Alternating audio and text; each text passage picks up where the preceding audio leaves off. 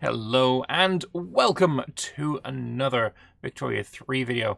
Now, if you are signed up to the newsletter, of which there will be a link in the description below, occasionally you get certain benefits, one of which is access to ask the developers whatever you want. And over on the Victoria 3 Discord, again, there's be another link below, there was recently a Q&A session where 124 questions from the community were answered by the devs, and now I'm going to go over them, and oh boy, that's a lot of questions.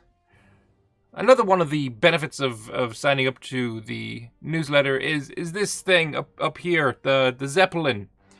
We have no idea what the Zeppelin actually does in the game, when you can get it, or anything of the sort. Like, we have no idea what the Zeppelin is. But if you sign up to the newsletter, whatever Zeppelin you would have gotten now looks fancy, I guess. So, sure, that is clearly a good enough reason to sign up to the newsletter. So I recommend you do so.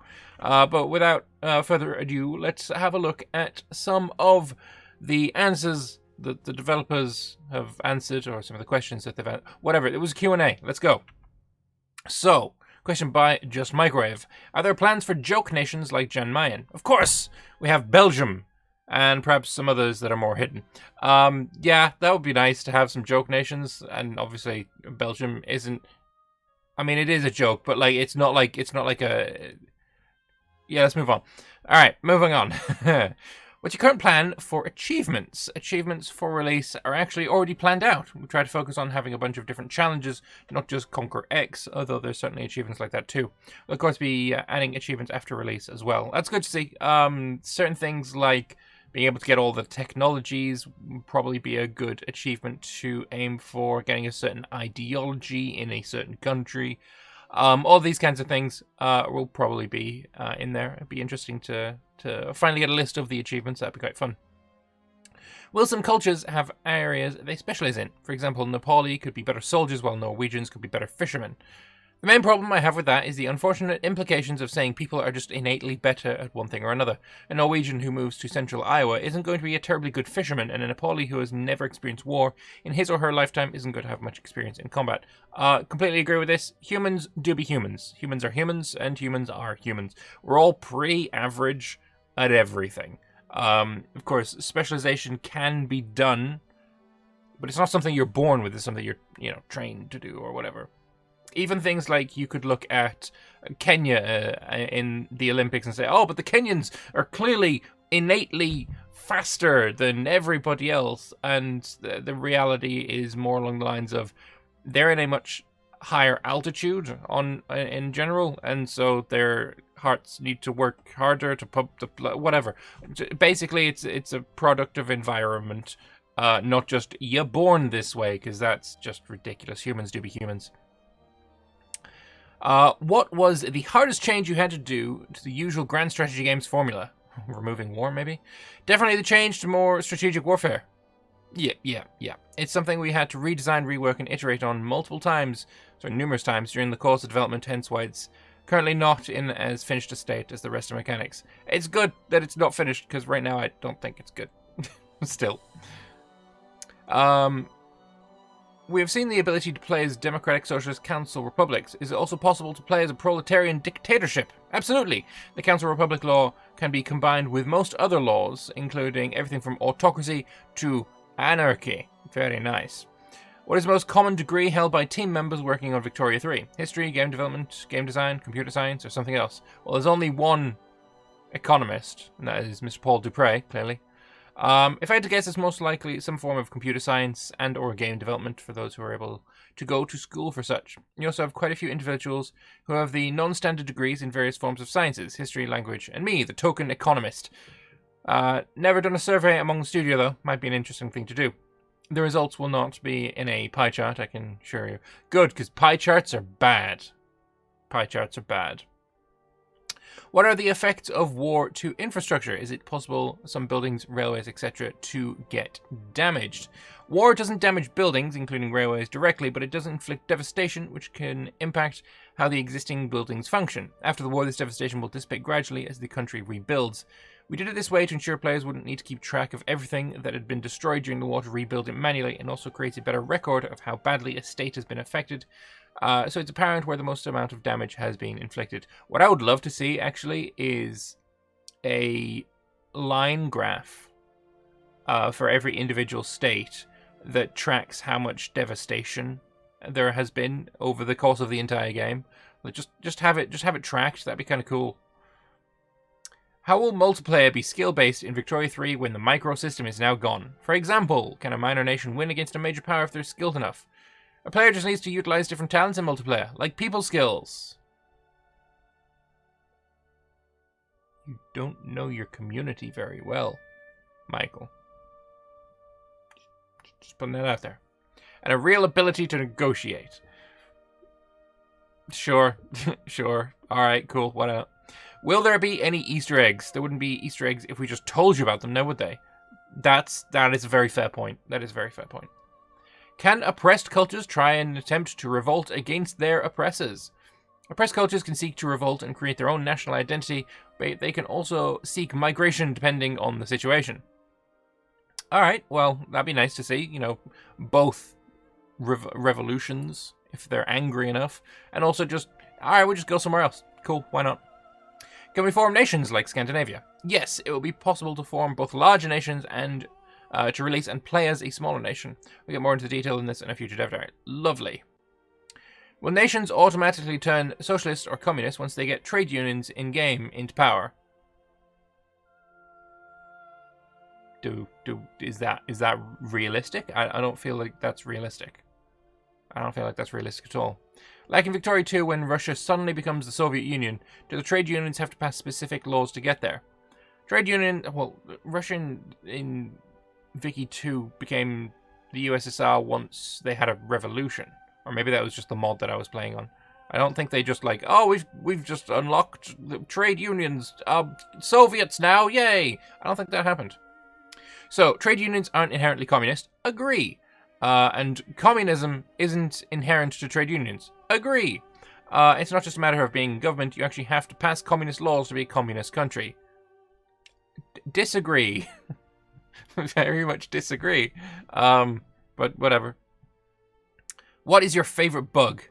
Every pop in the world wearing aprons. Also, honorable mentions to babies with beards.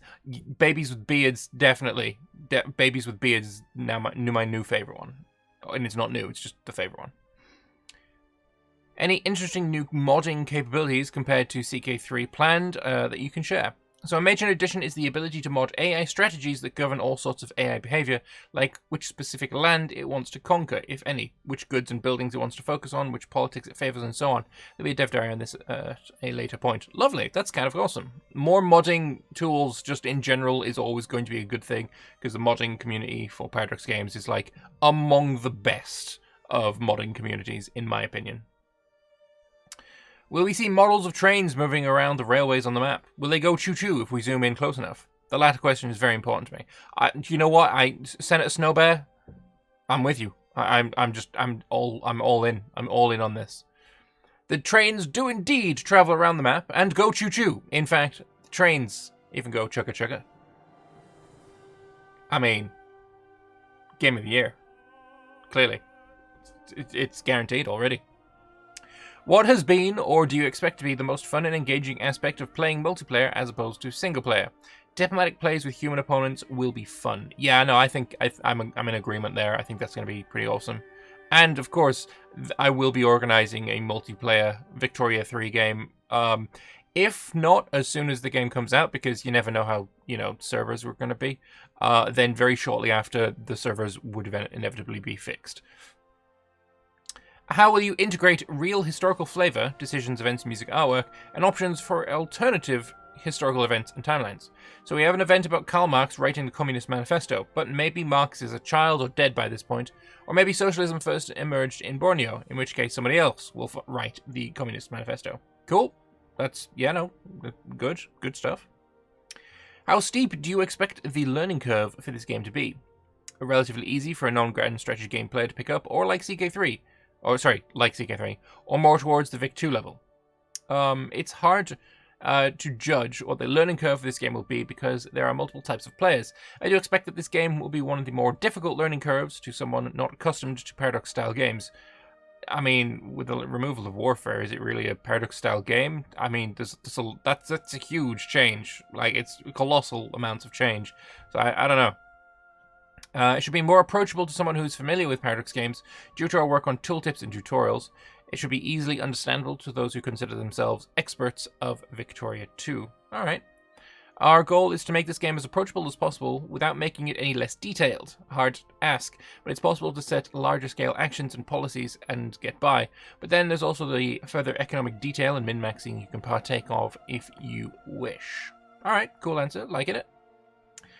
Does each government get a unique flag? Will we see the glorious... For fuck's sake. Makhnov's China. Nailed it.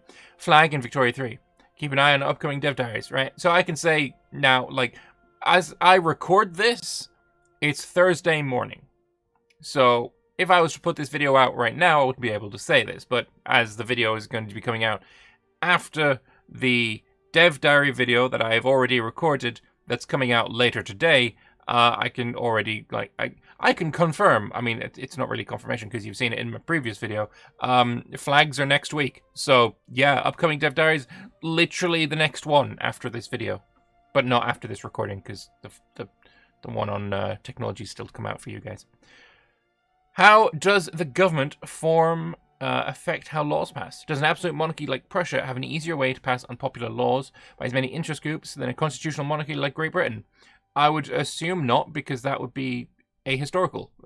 Absolute monarchies had to give away power to interest groups to get what they wanted. Whereas, you know, having a constitutional monarchy, generally you're able to pass through things a little bit easier. More authoritarian laws will help you pass laws faster, so an autocratic monarchy that suppresses opposition interest groups can pass laws quickly and with less resistance than a democracy with strong opposition. Of course, that has its own downsides. Yeah, sure. I still am firmly of the opinion that constitutional monarchy is better. Not even just for the people, but the people in power just have more power in a constitutional monarchy. Less corruption as well, let's be honest. Will the African continent be better detailed? In the last Vic 2, borders followed along colonial lines, which didn't make sense and gave them a sense of only existing as philistates. Look, in Victoria 2, the African nations, well, for one, weren't there, but they kind of were just, you know, they're not philistates, but they're there to be colonized, let's be honest. In Victoria 2, that was the case. In Victoria 3, I mean, as you can see behind me, in the state of Africa, a lot of the nations here are, like, not coloured in, and that's because they're unplayable.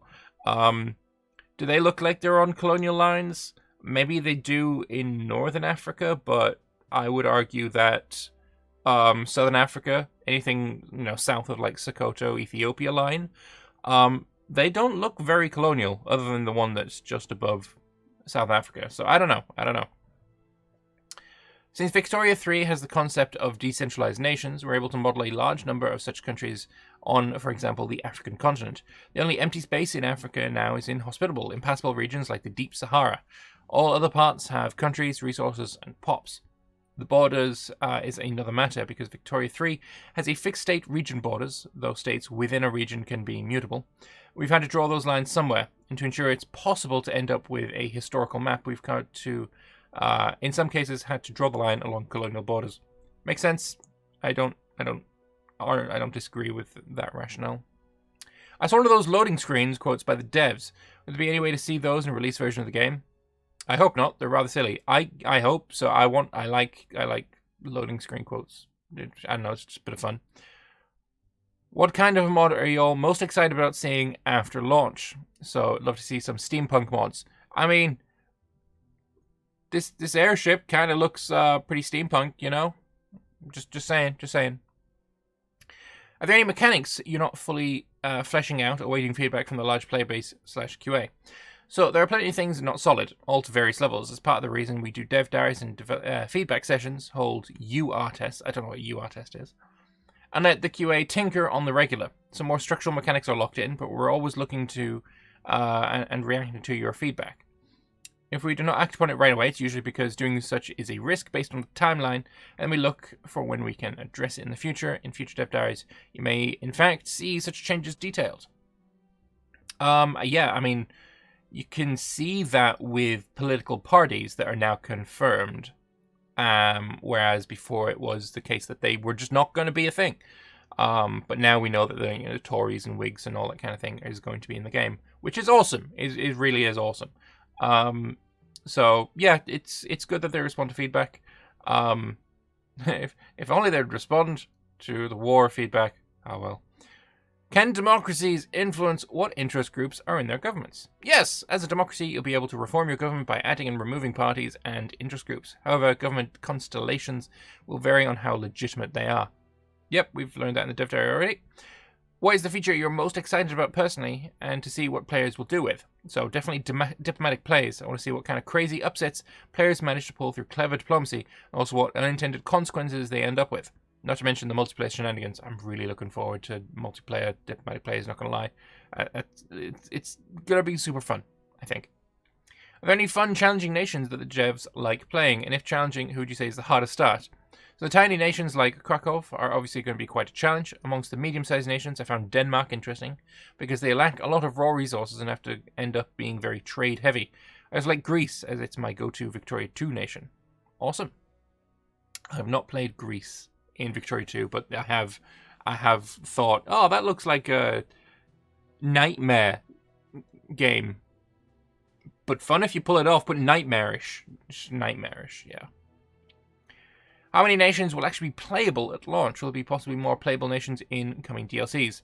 So all of them except for decentralized nations, and I expect we'll also be making map revisions in the future that will add more countries to the map. I imagine also the decentralized nations will be playable in a future DLC. That's just an expectation rather than any kind of knowledge. Is it possible to have an autocratic monarchy where the monarch is just a figurehead and actual power rests with someone else? So it's possible to have an autocratic monarchy where the monarch is part of the interest group that is not part of the ruling interest groups. You will have a challenge in making that government viewed as legitimate among the people, but it's not impossible. That's kind of cool. Is Warsport calculated for each war individually, or all wars a country is involved in? For example, say I'm Austria fighting Russia for Poland, and things aren't going so great, and I'm at plus 50% war support. If then Italy declares on me for Venice, do I start at plus 50 war support in the war, or 100? So, war support is calculated individually per war, though doing badly in one war can definitely result in your war support going down faster in another, as factors such as your population being starving and miserable as a result of one war impacts the other. Yeah, no, that's fair. Also, I noticed there's a lot of Finns in the questions, because like everyone likes to put their flags in. There's Spaniards, Swedes, Finns, Greeks, like almost every time. I don't know why, but sure, I like it. Will the customs of Pop's model related to Pop's standard of living? So higher wealth Pops will look fancier, if that's what you meant. Yeah, I didn't really understand what you meant either. How many distinct government types or ideologies are in the game so far? So a government is made up from the laws of a country, and there's so many potential combinations of laws out there, I'm not actually sure how many distinct sorts of government are possible at the moment. Yeah, I mean, I don't know if, swapping out the militarists for the, industrialists in your government really constitutes a new type of government. I think everything can sort of fit into categories, and he's maybe asking about the categories, how many categories there are. That's just a guess, though. What is the most interesting aspect or consequence of something you've already talked about that you were not able to place onto a dev diary? So I don't actually recall if we've discussed urbanization in detail yet, but one aspect I find fascinating is how building up your industrial states automatically create a parallel service industry which booms if the pop's wealth increases but falls if it doesn't. So creating an exploitive, extractive industrial sector will decrease the price of the industrial output goods in the market, but not benefit any sector of pops in that state. Nice. Yeah, it'd be interesting to learn a bit more about industrialization, for sure. Will it be possible to release countries that are part of bigger countries? For example, Austria-Hungary releasing and creating Czech lands and then switch to play as them. So yes, it's possible as a player to forego the mandate of a large and multi-ethnic empire and retire to the safe and comforting rule of a small, newly established independent nation, or subsequent subject polity under the hands of the AI. In short, you can create and release and play as. Quite expectedly, a lot of Irish flags. And Polish flags. Czech flags. Welsh flag? Sure. Release and play as Wales. That's going to be a fucking fun game. Sure, why not? And also Philippines, I think. I think that's the Filipino flag. I am not 100% though. I'm going to be honest. I don't know enough. Will it be possible for Austria to unify Germany? Yes, but only if they don't become Austria-Hungary. Makes sense. How easy will it be to transition to Victoria 3 from other Paradox games? Are there any similar features and mechanics? So Victoria 2 would obviously be the most similar in terms of mechanics, but any Paradox fan should feel right at home. It's no doubt a complex game, but we've put a lot of effort into making it easier to get into. Good stuff. Can you list some formidable nations? Sure. Italy, Germany, Ethiopia, and Yugoslavia. That it? I want more. I mean, obviously that's not it, but I could have told us a few more. Byzantium is... No, probably not. Probably not. But maybe.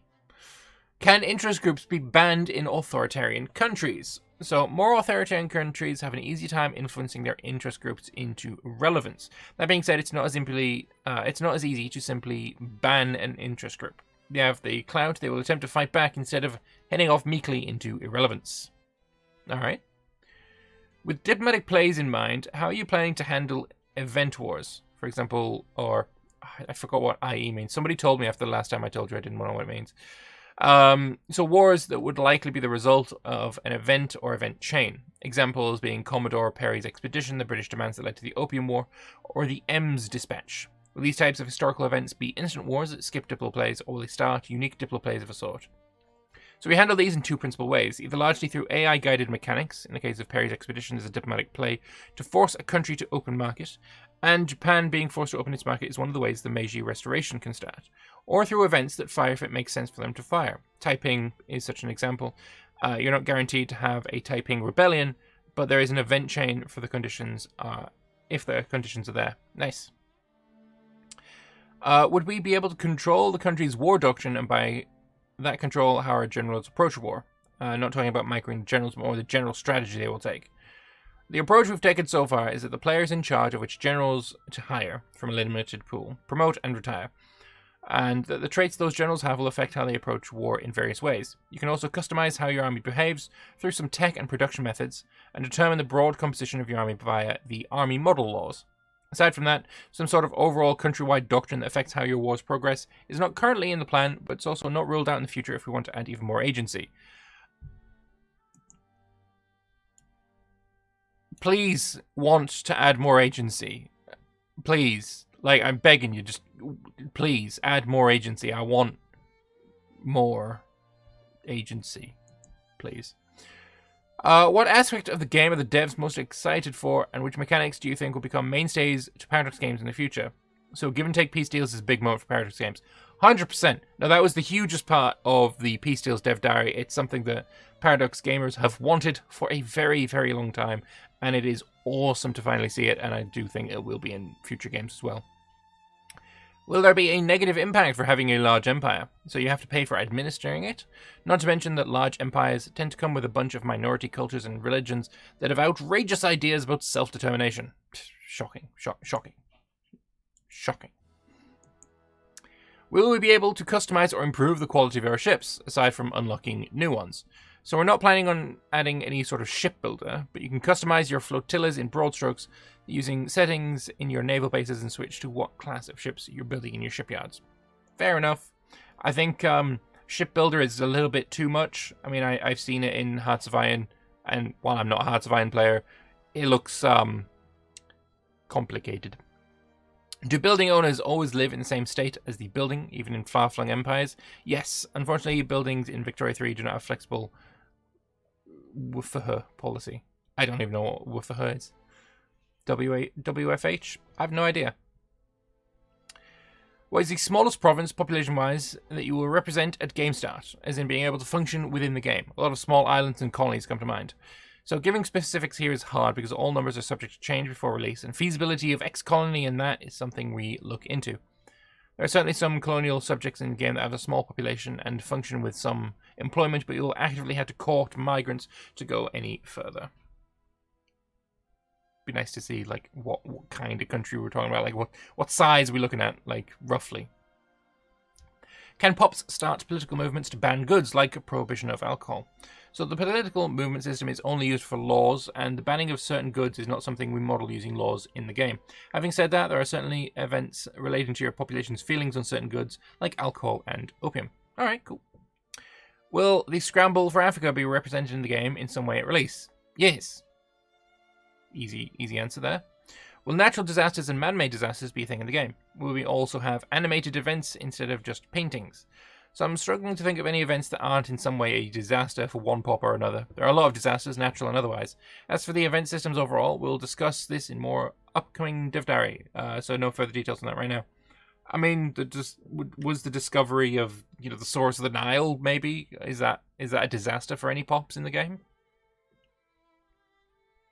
I don't know if I would consider that, like, I'm trying to think, would that have really sucked for people living in and around that region at the time?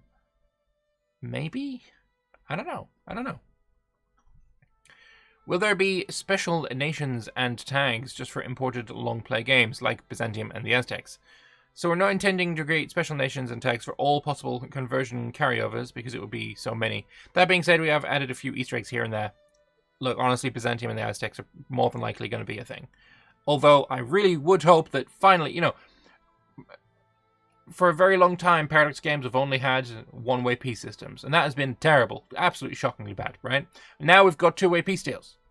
Now take the next step and call the Eastern Roman Empire what they are, instead of this, Exonym bullshit in Byzantium. It's a garbage name. Terrible, absolutely shocking. Terrible idea. Forming Germany has been mentioned as a diplomatic play. Are there conditions for this play to be started, or could any German state start it on day one, albeit with no guarantee of succeeding? So there are conditions. Some nations need a certain tech, such as nationalism, to form them, and to launch a play from them if one exists, and Germany is one such nation. So you need a little bit of nationalism going on, why not? Will there be a dev diary regarding rebels and civil wars? Yes. Good. Moving on. Will there be assassinations in the game that might result in an earlier change of head of state for the country? There have been multiple attempts on both Kaiser Wilhelm and Queen Victoria, so we'll definitely have political assassination events. Oh boy. Will navies have some use during peacetime instead of getting stuck in port? Can we use them to do gunboat diplomacy or to safeguard trade routes? In the current build of the game, navies are only used in peacetime for generating substantial amounts of prestige and act as a soft deterrent in diplomatic plays. But we're experimenting with some peacetime uses similar to what you're discussing. We'd really like to see a peacetime use of your navy in game. One idea that I've seen a lot of, that I really like and really rate, is using your navy to visit other countries, both as a way of improving relations between those two countries, and also just like, just big dick energy. It's like, oh, look at my fucking fleet.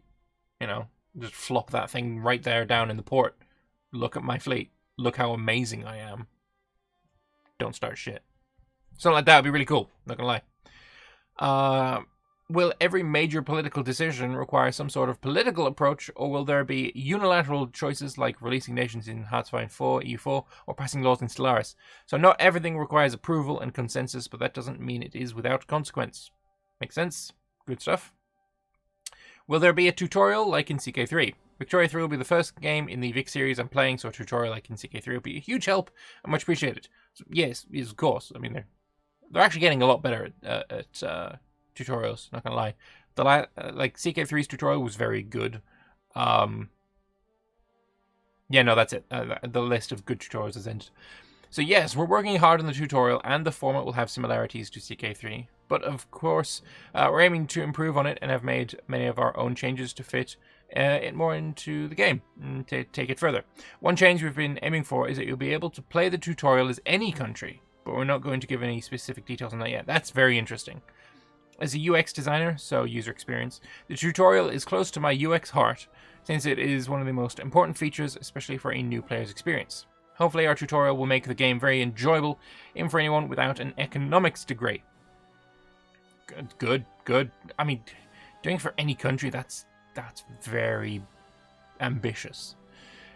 Can you voluntarily embrace communism or fascism or so on instead of deliberately losing to a rebellion? Absolutely. All laws can be enacted if you keep supporting interest groups in power long enough to pass them. Nice. Will the Great Game and, for example, the lead up to the First Sino-Japanese War, or rather any proxy conflicts, be represented somehow? So we don't have any specific references to these events in the current build of the game, maybe in the future, but the Great Game itself, of course, was a major inspiration of the diplomatic play and interest systems.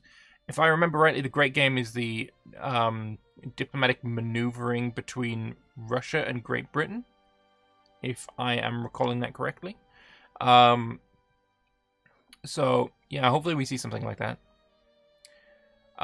Will there be some way to peacefully resolve the diplomatic plays by offering a compromise? So at the moment, there's only backing down.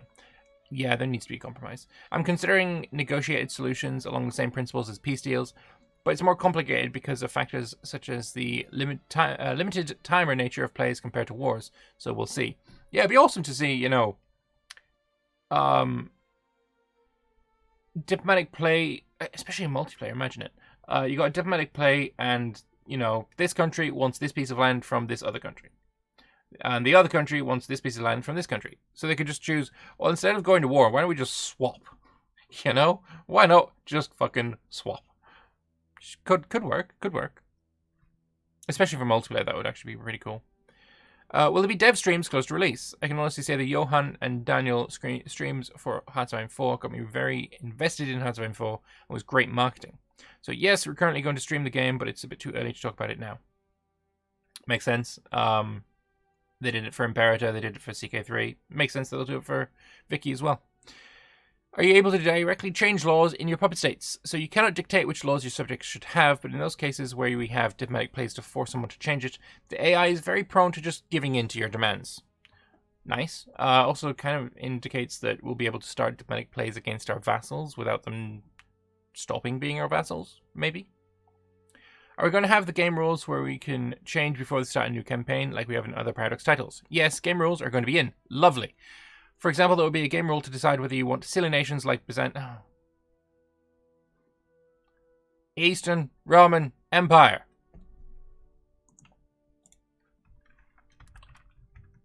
Eastern Roman... Shit, I only have one E. Whatever, close enough.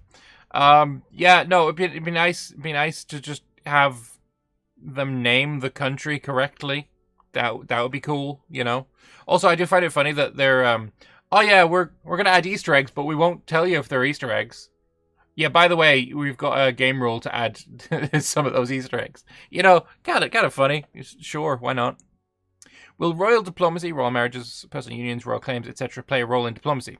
So PUs are in the game at startup and are considered legacy effects for their diplomatic implications, but they're not something that can actively be created other than through event. Alright? Will there be world fairs to show off to the nations? So world fairs are represented in the game as events and decisions with great payoffs for countries at the bleeding edge of technological progress. Nice. It's previously been said that anything you can achieve through war can be achieved through diplomacy. Can countries be vassalized and satellited through diplomatic means? Will diplomatic powerhouse be a valid strategy, and how are you approaching that? So yes, there are several ways for a country to become a subject through diplomacy, both from plays and actions. Lovely. Are there historical event chains in-game to portray certain historical events that can't be shown by organic mechanics? We'll be talking about the vision for content in a future dev diary, but very broadly, I can say that content should emerge when the historical conditions make sense. Some of that will be country-specific. Is there a system that has been reworked more than once already? Yes, in fact, most of the game has been reworked at least once, and some more than others, like specifics of the markets or warfare. It's an expectation of game development that as we progress through the game, we gather feedback internally and change things to adjust that. As answered earlier, sometimes we prepare time to address feedback from a dev diary and focus on a testing session. It's actually rarer to find something we did once and considered it perfect from the start. Make sense? With 3D characters, do you intend for their clothing to evolve over time? For example, clothes and uniforms in 1836, 1870, 1900, 1930 look very different, and it would be nice to see them evolve with time. For release, unfortunately, we won't be able to explore the evolutions of fashions over this time period, and instead we're just going to aim for clothes which are as broadly suitable as possible. Though it would be cool to see clothing change over time, and I personally would love to see it in. Modding more clothing for specific circumstances is certainly doable, though. Nice. Good stuff. Can we rename certain buildings, such as universities or factories, such that, for example, we can name institutions after characters or historical names, and factories with names resembling corporations? So we're not going to have player-named entities in the game at release. This sounds easy to do, but it's actually one of the things that adds a surprising amount of complexity. We're however going to look into this post-release, since it can add a lot of flavour to the game. I'm kind of okay with it not being in, but also can be cool to have it in, so either way. There we go. Howl the Blimp. It's a Zeppelin, not a blimp. Reward for signing up to the newsletter be implemented in the game. So airships are one of the many things in the game that make the map more alive. The one you get for signing up to the newsletter will be making an appearance in place of the standard model from time to time. But what does it do? What does it do? Is colorblindness considered in the design of the UI? Yes. I can say we've been working towards addressing some colorblindness issues with our games, particularly because it's more numbers heavy than others. We've been working on a dynamic setting that should allow us to expand its coverage and hopefully, don't confirm, quote me on here, allow for modding as well to help cover all the various possibilities. Maybe we can do a dev diary on it in the future. I'm not gonna lie, guys, come on. What are some of the biggest quality of life changes that are planned that have been made? So there's a lot, but just take one example. We've implemented prediction functions where you can change a production method or expand building for how profitable the method or building will be. Oh, is that a prediction? Yeah, prediction method. Oh, that's pretty cool, actually. This in itself isn't new, but what is new about it is that the prediction takes into account factors such as how prices are going to change, not from just that particular building and method, but also from every other building currently in your construction queue. Pop good substitution, so you can see if there's potential for a good to be consumed even if it is not currently consumed, and so on. These predictions are actually used also by the AI to be able to far more accurately plan out its economic decisions than our previous games. That is kind of awesome. Not gonna lie, I'm really, really happy about that. Predictions in other games, like, you know, in your micro builder and your it's predicting how much money you'll make from building a certain building. They've been a little bit spotty at times. But yeah, it'd be really nice here to have one that's actually accurate and decent. Are we able to change the other side or switch tags if a civil war breaks out? Yes. That's interesting because that wasn't the case in Empire to Rome. So it's interesting that that's been changed there. I think a lot of people wanted that though, so it makes sense. Will there be reasons to keep the upper class happy on the cost of the lower and middle class, even though the upper class is just a fraction of your nation's population? Absolutely. Firstly, if you're deliberately playing as an autocratic reactionary country, you of course want to favour the old guard power groups, but also remember that wealth and certain laws boost the political power of pops, and if you try to pass laws that favour the poor, the rich will push back. Right, but we have more. There's more of us. So, I don't know, let's just get on it, let's eat the rich. Just saying, sounds like a good idea to me. Will it be possible to have an import-based economy? So it's feasible to have an import-based economy. You just need to ensure that your domestic consumption is large enough to sustain the profitability of your industries, considering their import expenses. It's just as feasible to rule a fully export-based economy or to specialize as the middleman of being the refinery or machining capital of the region or world. The issue is that you will have to make sure your supply and buying markets are airtight with the arrangement and that your POP's changing expectations, why have I stumbled over that word, are met in ways that would force them to change their economic structure. Nice. How big a part will religion play in conflict and government? Like how the Crimean War started with who protected Christians in the Ottoman Empire. It was a good excuse. I'm not sure it was legitimate. Actually, you know, in this period, I don't think religious wars are really a thing anymore. In terms of foreign conflicts, my ambition is that it should depend on AI strategies, which in turn are partially driven by ruler personalities, laws, and governing interest groups.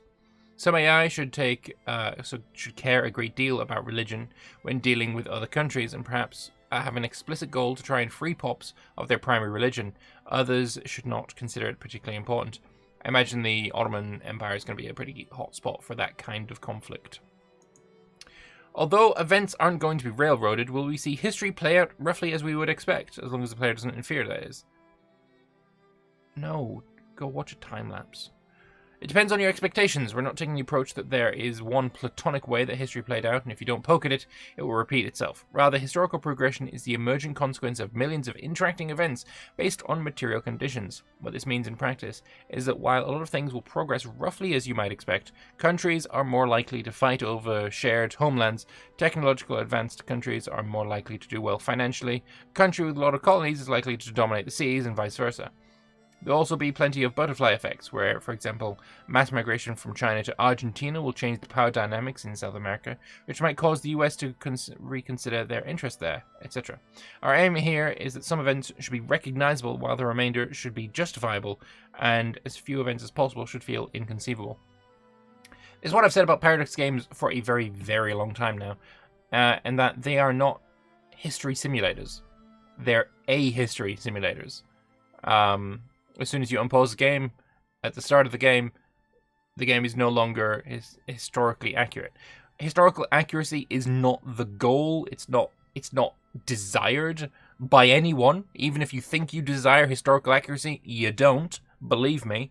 What is desirable and what is, what the devs would be aiming for and what the players actually want is historical plausibility, not accuracy. If you want historical accuracy, go look at a fucking time-lapse of map changes, over the years, right? That's your historical accuracy.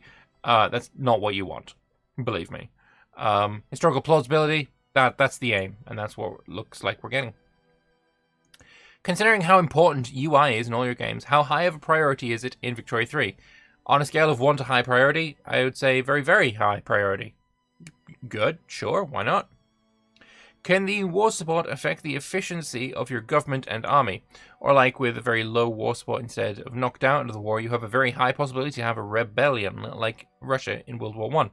No, at the moment there's no such effect. It's an interesting idea, but it has some potentially severe impacts on balance, like having countries crumble when their war support starts getting low, so there's no need for a negotiated peace ever.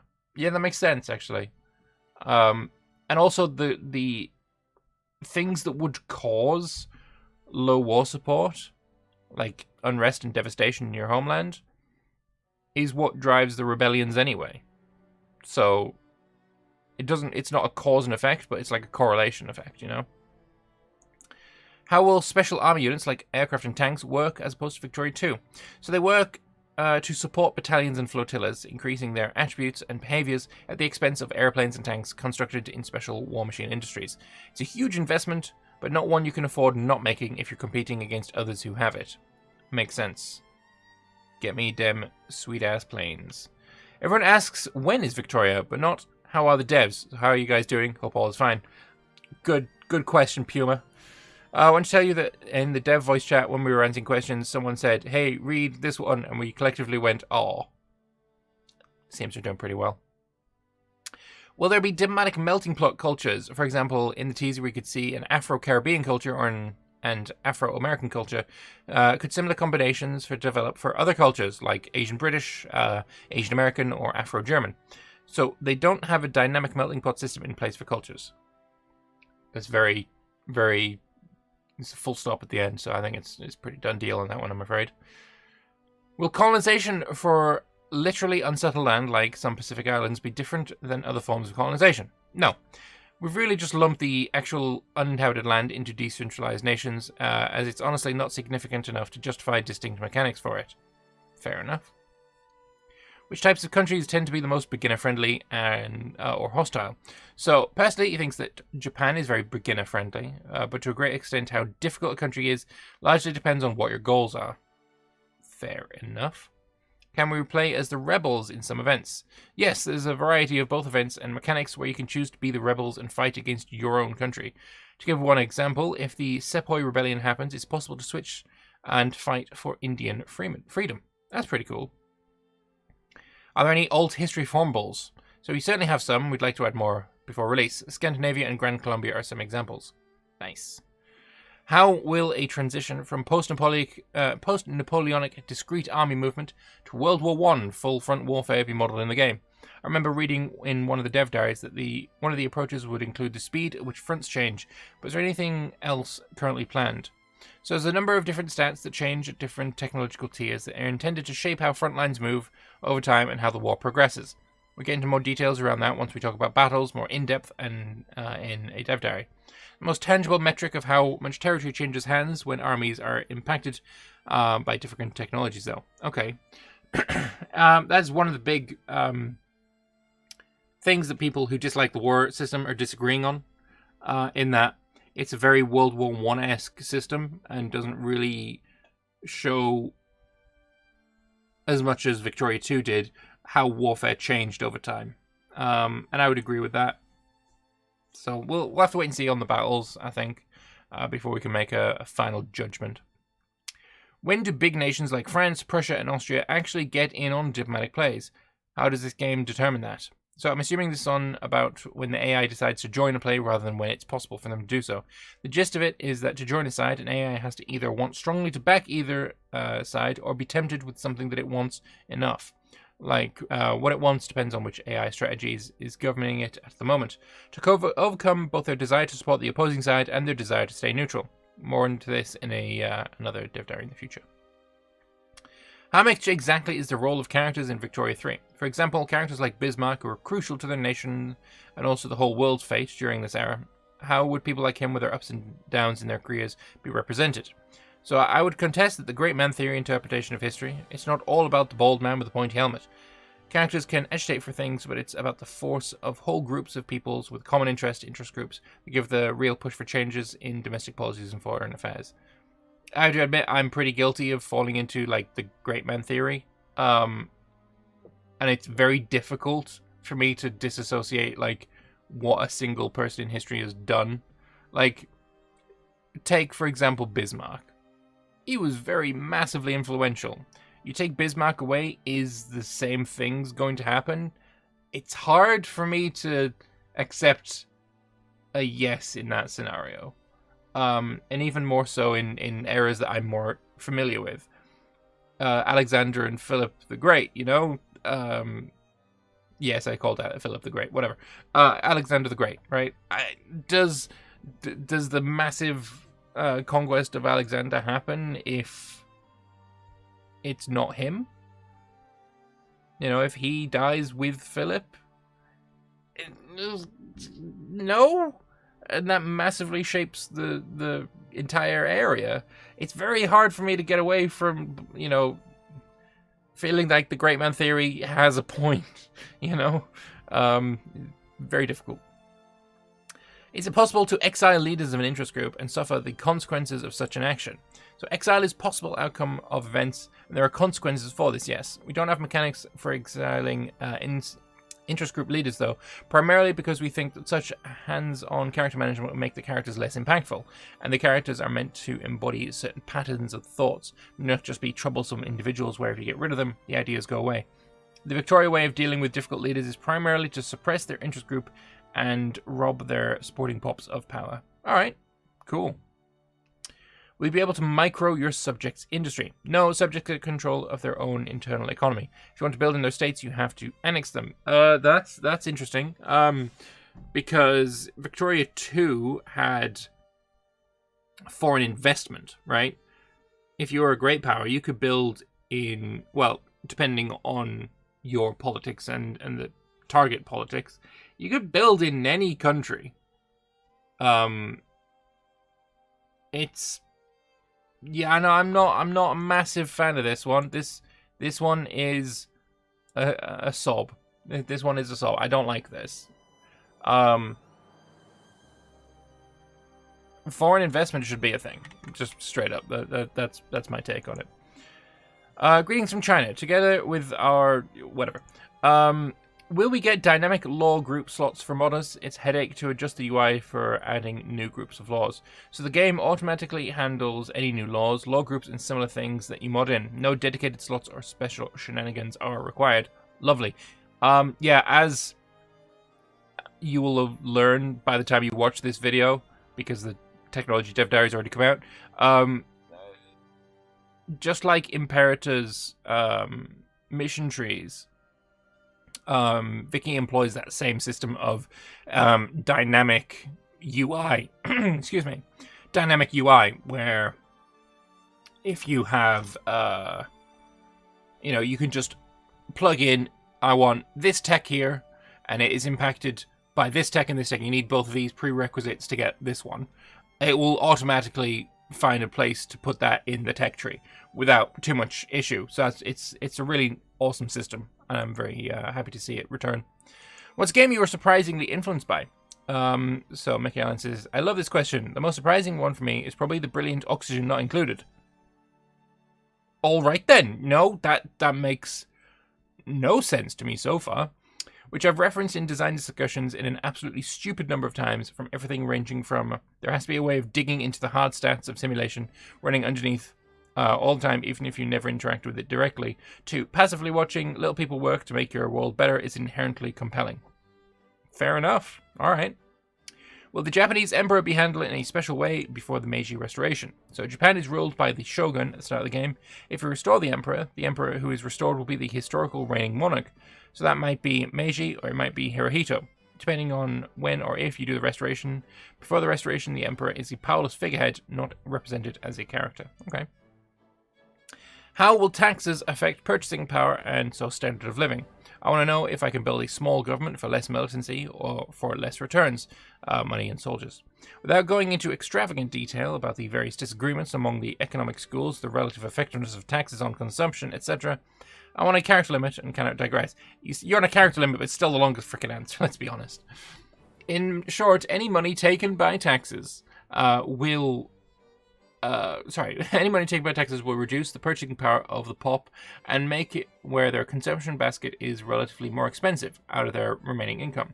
Thus, they will have to reprioritize and might possibly consume less.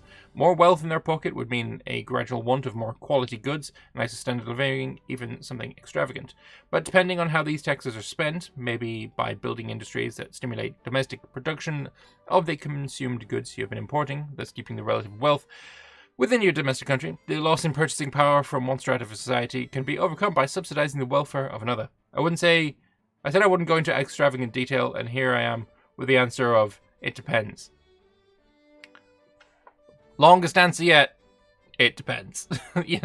Sure, thanks Paul. You bloody economist you. If you play a bigger nation, can you release yourself as a smaller nation? For example, I'm the USA and releasing the state of Texas or California when you colonize an African nation and want to release it. Yes, releasing allows you to play as. I mean, this is like the 4th time this has been answered. What are the most fun nations in the dev's opinion? My favorite nations are Japan and Belgium. Well, I mean, I suppose having a joke nation there is acceptable. They each offer extremely different challenges and possibilities. For production methods that have risks of death, dynamite for mines, how significantly will worker safety laws affect those risks? All numbers are not final, and details of how much it offsets can depend on how much you wish to invest in the institutions that result in passing such laws. Alright. Are there any plans for custom nations in any sort of way, not necessarily EU4-like? So we want to focus on the actual historical nations and content for release, but long-term, maybe. That would be pretty cool, actually. I can imagine, there's a lot of things you could set up in a custom nation scenario. And a random world. Oh, imagine. Hello, devs. Thanks for this Q&A. Ck3 has different economic systems and laws that make countries more varied than in Vic2. During your playtests, have you seen the same nation, let's say the USA, play out in very different ways? Could you give an example? So he's seen a theocratic USA. So we're talking about fictional, ahistoric and very much just weird, seeing the USA play out in a different way to the historical reality. We're not he's asking for something unfeasible here. Not something that directly, follows historical reality, Just saying. Will it be in observer mode? Yes. Moving on. Will it be possible for nations to join a war if it's already started, like how it happened in World War I? I mean, we've had this in the dev diary. The answer is no. It's a bad answer, but the answer is no. For release, we only intend to have countries be able to join wars already in progress if someone's sovereignty is being violated. While this covers some of the World War I situations of late joiners, we realise it doesn't cover everything. At the moment, this is a concession we're willing to make to ensure the diplomatic play system is impactful, but it doesn't preclude us from adding other mechanics to support this in the future if we can do it in a way that doesn't invalidate the focus on pre-war diplomacy. I really think that countries should be able to join the war afterwards, and different war goals should be added mid-war, because let's be honest, that shit happened. It just did. Is there anything preventing you from declaring war on a nation and then just permanently occupying them, like taking infamy for refusing to end an already won war? So yes, I'm going to copy what I wrote in the Peace Dev Diary thread. Current thinking is, if the player is occupying their war goals and able to keep their war support high, eventually the enemy will capitulate and the war will end. If the player themselves is prevented from going below 0 war support because they have unassailable war goals, and using this to keep the war going forever, the AI should be willing to drop those war goals. So he's considering adding it so that a war goal that a country is unable to occupy eventually gets automatically dropped. Basically that it's impossible for wars to go on forever. Eventually a sort of resolution would be forced. Lovely. I want to see that be the case. What by want to see that be the case, I mean that third one. Is it possible to stay competitive as an agricultural-focused nation, or will you have to industrialize if you want to keep up with the great powers? So what determines staying competitive here may differ from player to player. You can stay as a primarily agricultural-based economy and meet the relevant standards of living for your pops. Of course, to expand that past your diplomatic restrictions would, without industrializing, would require finding markets for such goods, etc. If it's a challenge to meet the needs of your pops, if they start asking for goods you choose not to produce. Nothing in the economic situation and focus is inherently impossible, just presents a different set of challenges for you to maintain.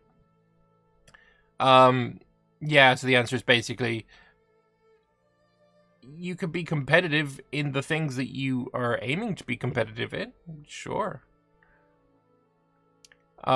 Is it possible that a stronger participant of diplomatic play can take control over it or become the war leader if the diplomatic play leads to war? So currently, only if they are the overlord of the main participant, as I don't think players would find it terribly fun to have control seized away from them in every time they play a minor. It's also a lot less important who the war leader is with the peace negotiation system we have in Victoria 3. Yeah, if the war leader pieces out and there's still war goals for the others, it still goes. The war continues. There's a case that could be made for things like Serbia not leading the Entente in World War I, but as a general rule, we don't want to always wrest control away from minors. I think a lot of the issues with like peace deals and diplomatic plays and such can be fixed just by making a distinction between what is a great war and what is not a great war. How easy will it be to colonize, especially as a non-historic colonizer? It won't always be easy, but it is possible. Alright then. Are there any reasons why the centralized African countries at the start of the game wouldn't colonize the continent ahead of other countries? So colonization takes a bit of financial and bureaucratic investment to progress at all. Investment that those countries don't start off with and are unlikely to get early on in the game, among other factors. Talking about things like Sokoto, for example. Will it be possible to intervene economically in other nations? For example, build, subsidize, expand a factory or mine, change at their own cost, production methods, build infrastructure. Might even be possible to designate which province produces which good where possible, where multiple are possible, perhaps in the case of a vassal or colony. There are some ways to intervene economically in other countries, such as subsidizing and taking on a debt. Don't currently have a system for building in other countries. It's something I would love to have. Same, because it was in Victoria 2. And definitely think it should be in the game sooner or later, but it's quite complex to implement, so I can't promise it for release. That's fair enough. That's fair enough. How is the foreign investment system modeled? Will the player be able to block the sale of a product if he has a monopoly? Will there be gunboat diplomacy? At the moment, countries can invest in each other via bankrolling, which just transfers money, perfect for propping up an ally against a shared enemy, for example, and take on debt, which pays off another country's debt if they've taken on more than they can handle and makes them obligated to you. This does not cover private investments into specific industries, though. That's something we're thinking about. Because you don't have the same kind of sphere mechanics Victoria 2 did, we can't just apply the same sort of mechanics in Victoria 3. Makes sense. Fine. But yeah, do it. I agree. I agree with the reactions. How can the military play a role in the politics of the game? Each commander belongs to an interest group, and their position in the military actually directly provides political strength to their interest group. So any standing military is always going to have, play a political role in your country. Will becoming a formable nation be an immediate button click, or will it have to go through a process like laws do? So as long as you meet the preconditions, it is just a button click to declare yourself a new nation. The key is to meet the preconditions. This is the stuff that will very likely will take a lot of time to do. Is there advantages to both tall and wide play? Like, will it be advantageous to focus on one big city or building up many different urban areas? So in short, yes. Playing tall has its advantages and disadvantages, as does wide. It's more of a question of which problems you want to confront. Playing tall can allow for the benefits and throughput of industrialization to be seen faster. Wider means more accessible resources domestically across your country, but multiple urban centers will require an infrastructure network to maintain a connection between them, and the movement of goods by a single industrial capital might become dirty over time and see an increase in mortality. That's cool. Very cool. How moddable will war goals be? Will it be possible to add war goals that let you take individual provinces outside of treaty ports instead of whole states? War goals are unfortunately like the one thing in the game that is not very moddable right now because of the complex logic governing them. It's something that's on my personal to improve list, though, as I think there's a lot of potential for adding interesting modded war goals. Yeah, I would like to see war goals be moddable. One thing I'm thinking of specifically is Anbana, which, I mean, let's be honest, Anbana has been on my mind quite a lot recently. But Anbana plans on making a Victoria 3 mod. You know, the world of Anbana just forward 400 years in their setting.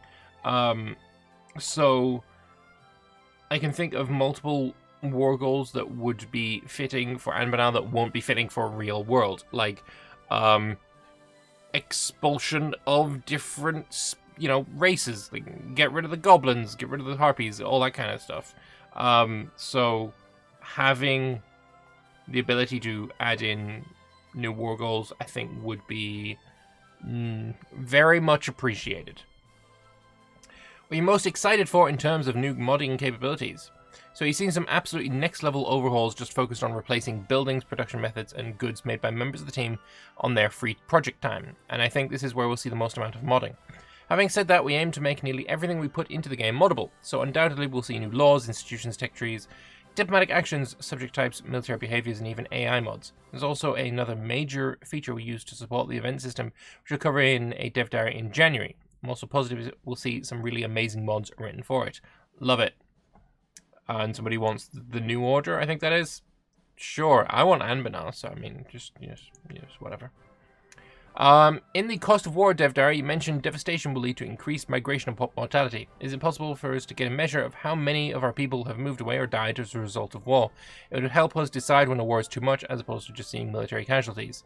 While it's not impossible, we show migration and population statistics. I do not believe we currently break down the statistic to show what caused the migration and or mortality specifically to a minute detail, because there are so many possible effects and lag effects, etc. So you should be able to look at the demographics of your country and see the correlated numbers of such a statistic. For example, I saw 200,000 increase in deaths, and I know X number of troops died, but how much was from devastation is for you to make the educated guess on. Alright. Favorite type of chocolate? Dark. Disgusting. Absolutely. 85. Disgusting. Get out of here. No. No. Disgusting.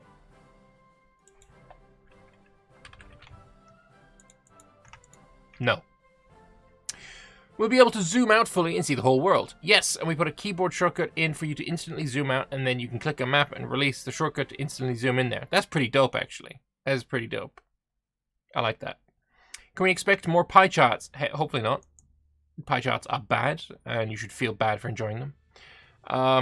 Also, I'm sad that it wasn't Paul Dupre from answering this question, because he's like me. He also dislikes the pie. We'll have more charts and graphs you could shake a stick at. We recently rewrote our trends backend system to be able to support a ridiculous amount of data sampling, so we can just give you just crap tons of charts. Sure, why not? Pie charts are still bad though, and you should feel bad about them. We'll be able to outfit Arctic expeditions like the Franklin expedition to find the Northwest Passage. There are expeditions, hang tight, and we'll go into detail about them in the future. Question by Theo. Where is that question by Theo? Ah, this one. Oh yeah, be able to zoom out and see the whole world. Yeah, I mean, there's the whole world. It's nice. Also, this is like an in-game screenshot, because if I change the change this, you can actually see UI stuff on the side, but I'm just not, because I like the way that this already looks, you know. There we go. Will there be... Hang on, I just need to add that back in. Will there be flavor events to spice up gameplay in between diplomatic plays? Yes, they even let me write some of them somehow. Don't sell yourself short. Could you make nations with limited natural resources like Greece into industrial powers, or is the lack of vital natural resources like iron and coal in the country completely blocking you from doing so? So they'll not block you, but they will make starting this economic loop more difficult and require more attention to form more attention from the player. You'll need to secure these resources from abroad by trade agreement and colonizing conquest, and maintain them to become the industrial middleman. Nice. Can states be renamed, or will there be decisions to change state names to their historical ones when they've been conquered by another country? So as I said previously, we're not going to have player-named entities on release, but hopefully post-release. However, states that are dynamically named based on various factors can even have very specific names under certain circumstances. So no more British Columbia. Fair enough. How important will religion be in the game? Will there be a religion map mode? So religion primarily influences politics by who is discriminated against, and also plays a role in the devout interest group being quite strong, especially in the beginning of the game. As for your second question, yes, we're aiming for both a nationwide and global religion map mode. Nice. More map modes, more goodness. You know, you can be like, oh, we've got so many charts. We've got pie charts, bar charts, line graphs, and all. Whatever. Give me more map modes. Map modes are the real stuff. If a general has a positive trait, like good with cavalry or artillery, will the units that have such troops assigned to them as part of the assignment AI, can player do so themselves, or is there no way to prioritize special troops to special fronts and generals? Not directly, because that may not be the ideal situation for the player anyway. Let's say your general joined you 40 years ago and is now your most senior, accomplished guy, but now you have tanks and airplanes, and yet he refused to use it because he's good with horses. I mean, stop being good with horses then, clearly. However, since we assign units, they come from a few buildings as possible, you can do the reverse. See which buildings supply his troops and reconfigure them to make the kind of battalions he's most comfortable with. That's a cool idea for sure. The way that units are, composed is something I really rate quite highly in Victoria 3. I think it looks really awesome. So seeing that is, it's pretty dope. It's pretty dope. I like the way that armies are made. Don't like the way they're used super much, but I like the way they're designed. Will Tooltips and Tooltip System from Ck3 make its way into Victoria 3? Yes. And that is actually the final question in this dev diary. Sorry about having to fiddle with the thing at the end there, but it is what it is. That was like over an hour long. And now my throat hurts, and so does my jaw. But yeah, no, that was, there's a lot of really good information in there. 124 questions. Take a few away, because, multiple people asking the same question and being answered it. But, yeah, no, there was, a lot of information there. Is there anything in there, though, that you think is not good? Anything you don't like? Anything that you, wish was different? Obviously, warfare. Any answers that you are really happy to see? Tooltips and tooltips. Hell yeah. Dynamic tech tree moveableness. Heck yeah. I'm loving all of that stuff. So yeah, let me know what you guys think in the comment section below. But for right now, I'm gonna go rest my voice. Thanks all for watching, and bye-bye.